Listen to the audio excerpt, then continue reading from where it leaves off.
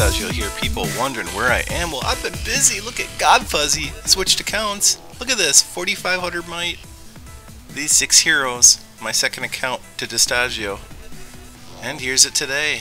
DirtyFuzzy, 11,300 might. And here's my heroes.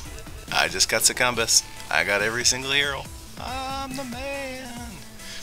Figured it's time for a Here Be Monsters Challenge A and Challenge B video. This is video at 1x speed. And I went to another account I have, DirtyFuzzy of course, and you know, real simple base. I don't have very fancy heroes, as you can see here. They're all level 60-ish.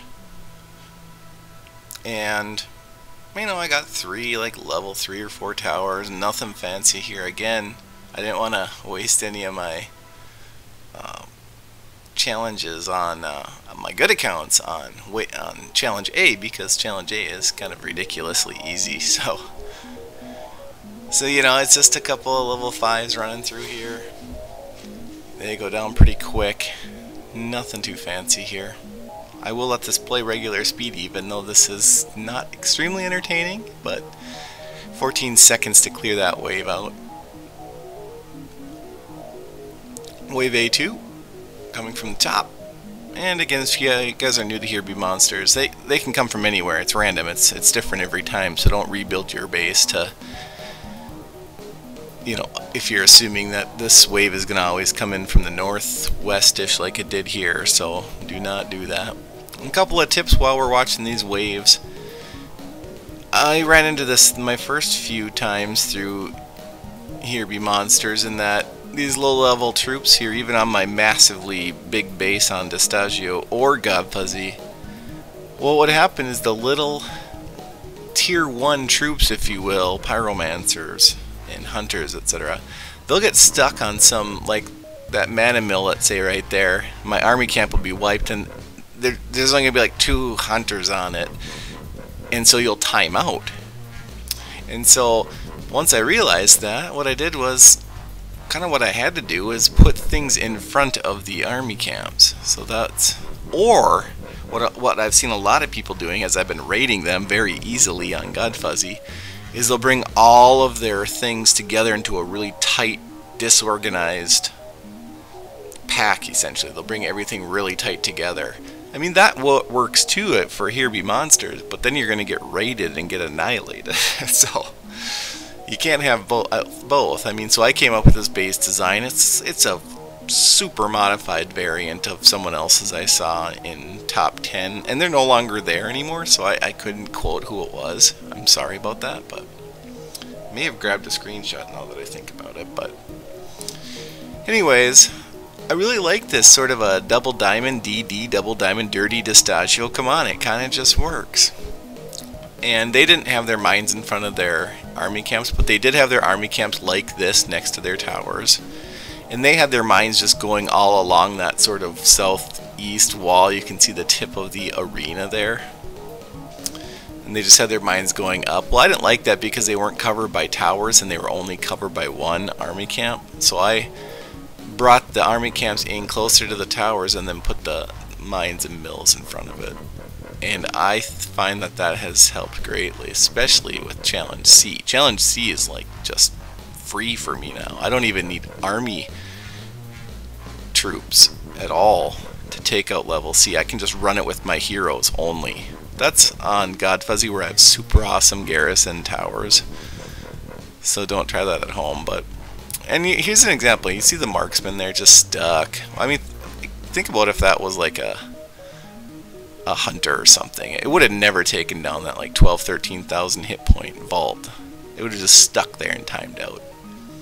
Alright, wave A5. Look at this. Those level 21s, and don't be fooled by that level 10 dinosaur. That dinosaur has tons of hit points.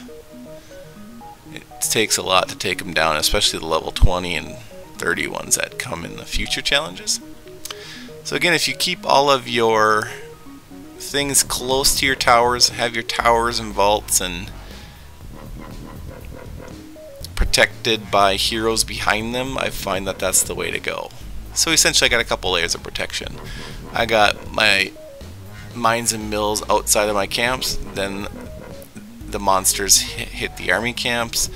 All the while they're going to be pummeled by the towers. You'll see that more what I'm talking about in Challenge B, where I switched to Distaggio account. And you got the hunter. Finally, the marksman gets taken down. And that's it. 2,850 experience and 10 shards.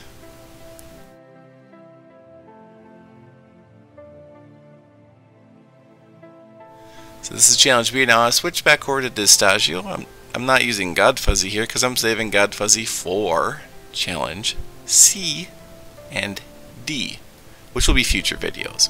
C's done, working on D. I just want to quickly show you my garrisons here again.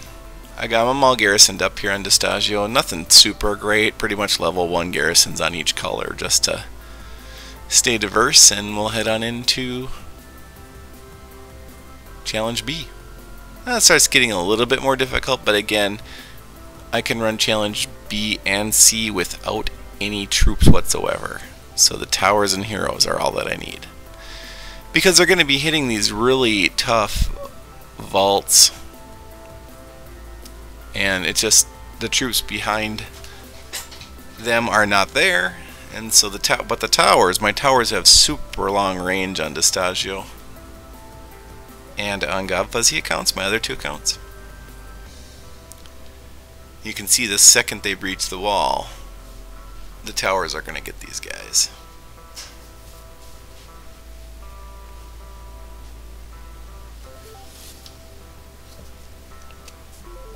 And this can be a big problem. Those guys right there were stuck on my highest level wall, which I just happened to coincidentally have right there. So you can imagine again, if that was any lesser troop, that it'd be stuck there and I'd be timed out because I had nothing aggroing it. Now they come in from the bottom here. My dirty diamond there, see that dirty diamond, that little big chunk of blue wall? That divides their troops. That's super intentional. Because,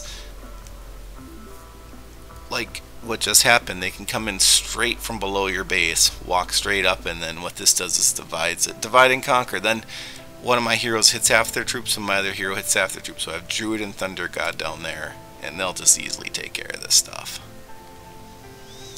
So next wave is level 33s come on in, and now they walk right through that hole, straight into the Griffins and into tower aggro. Right now I have 3 towers on them, and just a couple steps farther, all 4 towers are hitting all their troops. Clear that wave. They cleared this wave super fast. Alright, that was wave B3. Here comes B4. 1-0. Here we go. So here they're going to aggro on the mine. Again, monsters are dumb. They aggro on the first thing they see. They ignore the 4, 5, 6 griffins nailing on them because they have aggro on the mine. The mine was the closest thing to them when they popped out. And so they all aggro on the mine regardless of anything. And now they cleared the mine, so then they take out the griffins. But, you know, I got 4 towers now hitting all their troops, and this wave gets cleared pretty easy. I haven't had to use the heroes much because, again, they've had a hard time just getting through the griffins. So this base design works very well for challenge A, B, and C. Now D, I'm stuck on D4. I clear D4, keep wiping on D5. Here they come in from the east again. Now I don't have any camps or really anything in the way, but they aggroed on the first thing they saw, which happened to be that vault in the corner right by the tower. Then they aggro onto the next closest thing, which is the mana mill. And, well, all my heroes take him out. And that's wave B5. 6,000 experience, 15 shards. I mean, autopilot. That was easy. C is easy as well. Alright, dirty up.